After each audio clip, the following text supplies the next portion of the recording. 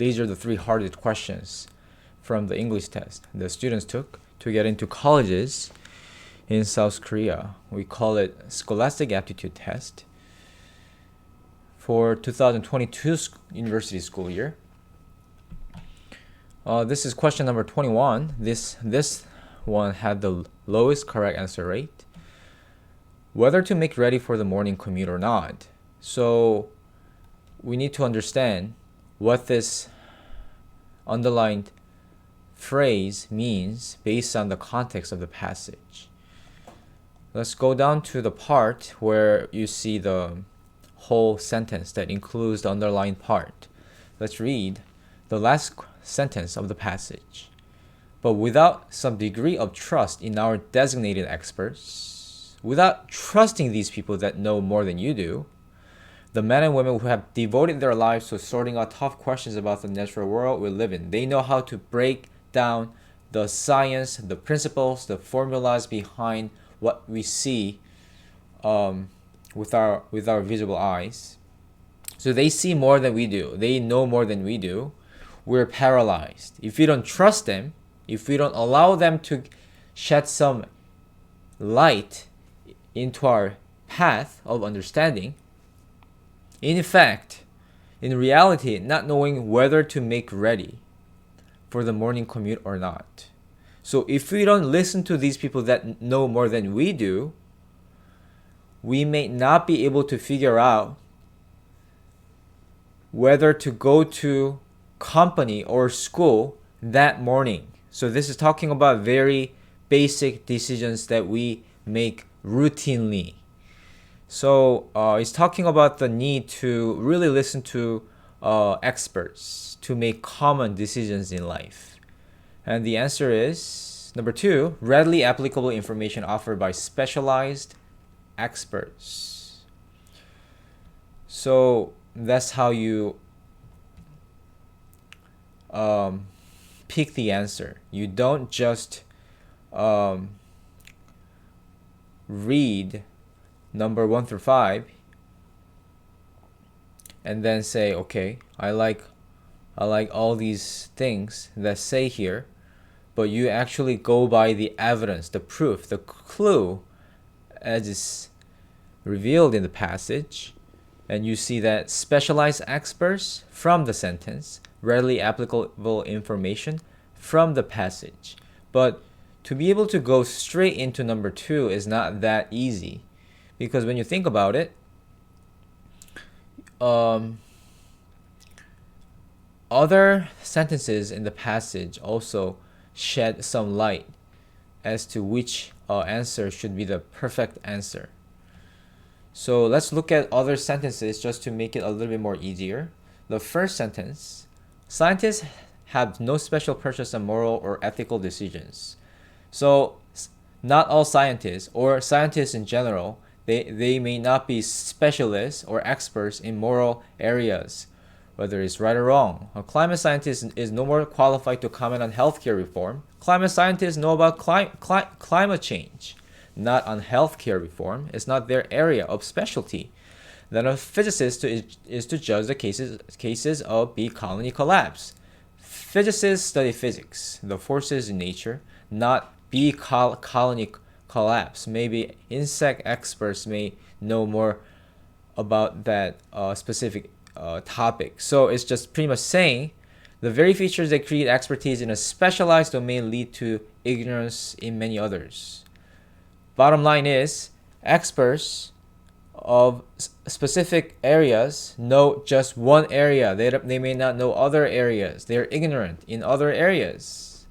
In some cases, lay people, farmers, fishermen, patients, native peoples may have relevant experiences. These are common people that scientists can learn from. So common people may know more than scientists because all the scientists know is their own area. They don't really know much about any other areas than the ones they have had PhD on. Indeed, in recent years, scientists have begun to recognize this. So recently, scientists have been learning from the lay people, common people, average people like us. The Arctic climate impact assessment includes observations gathered from local native groups. So about the Arctic climate impact. I mean, scientists need to ask these native people that live in the Arctic area to be able to get a very accurate information about Arctic climate change. So they ask those common people. So our trust, they need help. Experts need help from common people. So our trust needs to be limited and focused. So we need to know who to trust. We need to know those people that specialize in specific areas. It needs to be very particular. So go to experts. Blind trust will get us into at least as much trouble as no trust at all. So if you trust someone blindly, if you trust someone just because someone is a doctor or someone has a PhD on some area, it doesn't mean that they know everything. So you need to zero in your area of interest, and you need to determine, you need to examine their area of specialty if they're called experts, but without some degree. So that's the last sentence here. But without some degree of trust in our designated experts. Yes, it's true that you need to be really specific in your desire to trust any expert. The man and woman so when you trust experts, you need to be very careful in which area you want to trust them. And then because they have but we need to be careful. The last sentence says, but you need to be careful. If you don't trust them, you may be paralyzed because you have no clue as to how much understanding you can possibly have about a specific area.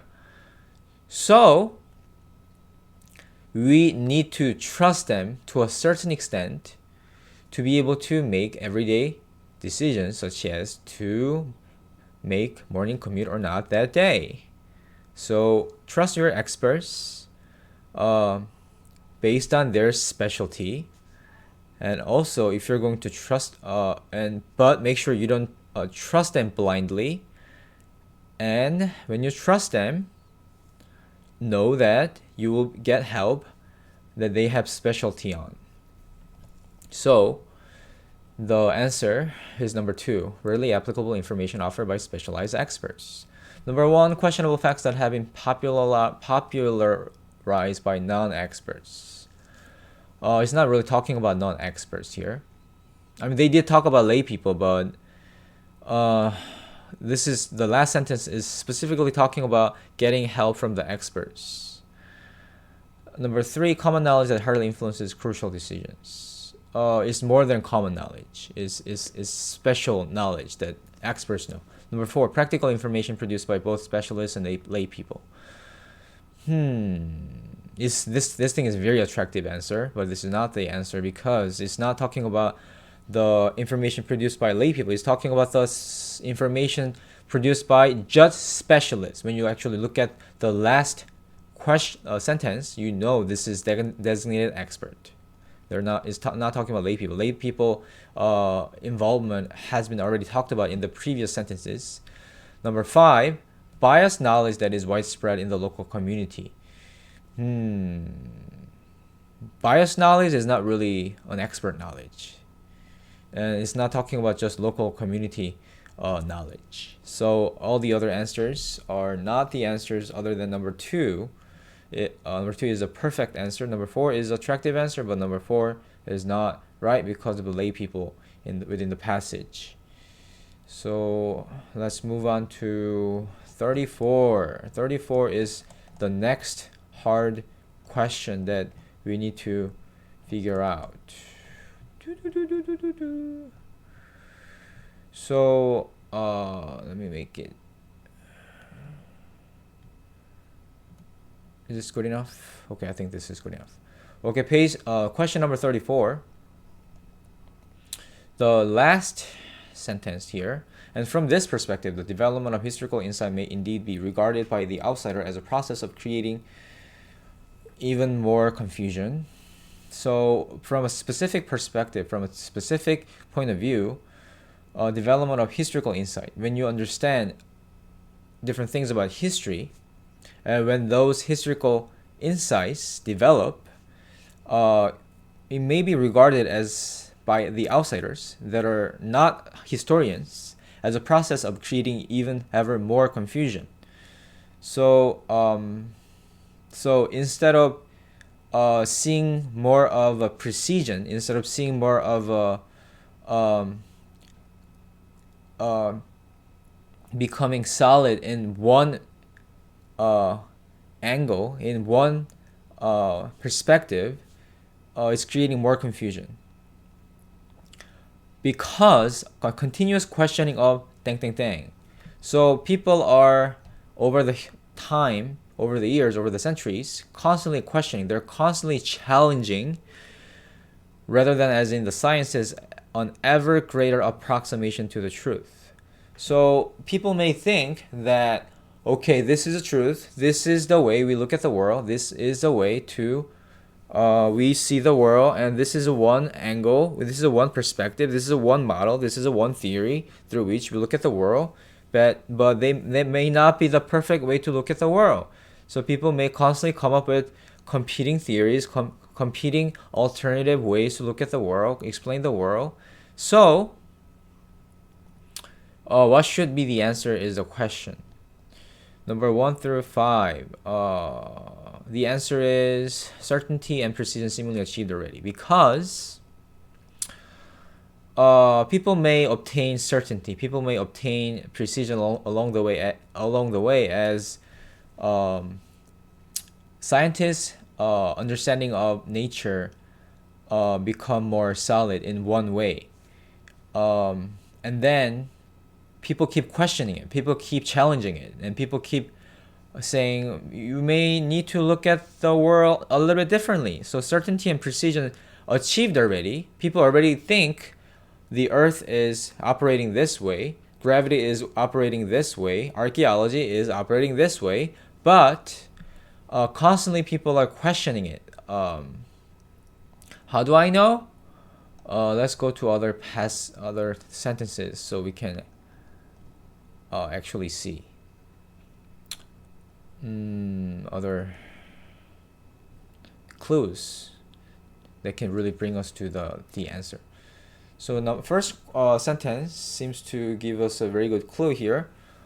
Let's read it. Precision and determinacy are a necessary requirement for all meaningful scientific debate.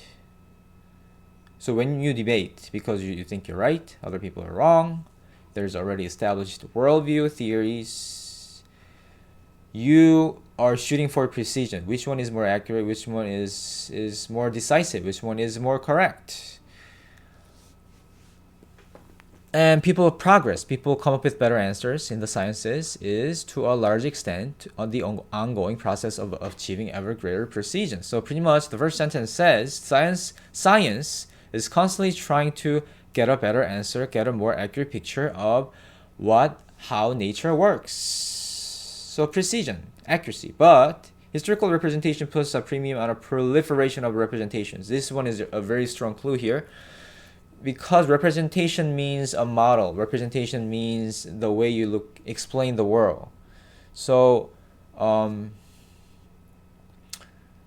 it says proliferation. Proliferation means multiplication. It's just more than one. It keeps being added of representation. So people don't like it when somebody said this is the only right way.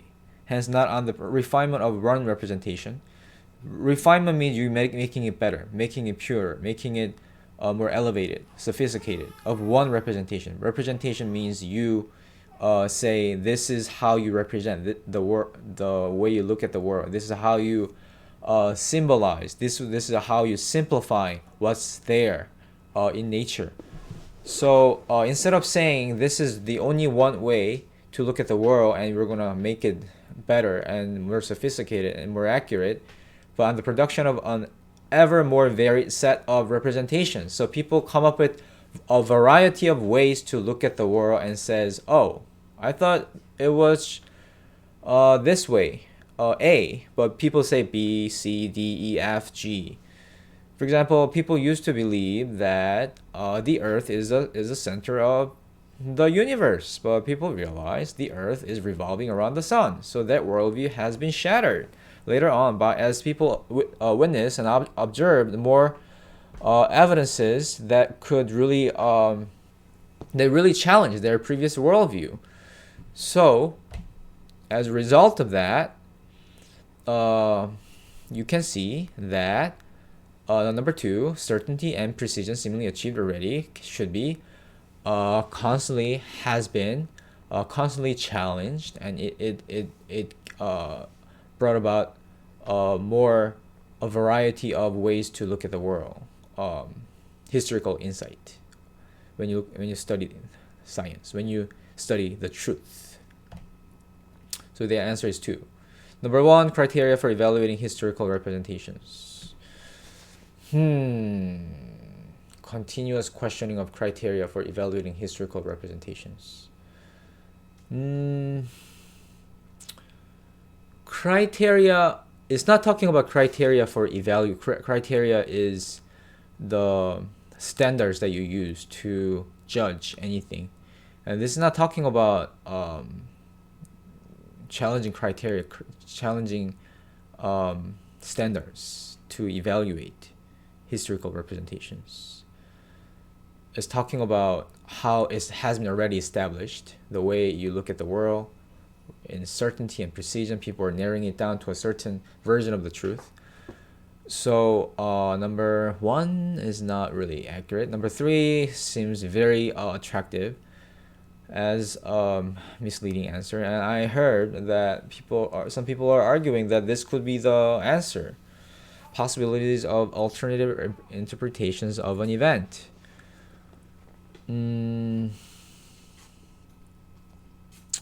So when you look at an event, you come up with ways to interpret it, and there are many ways, alternative ways to look at it, and it's possible to have multiple ways to explain the world.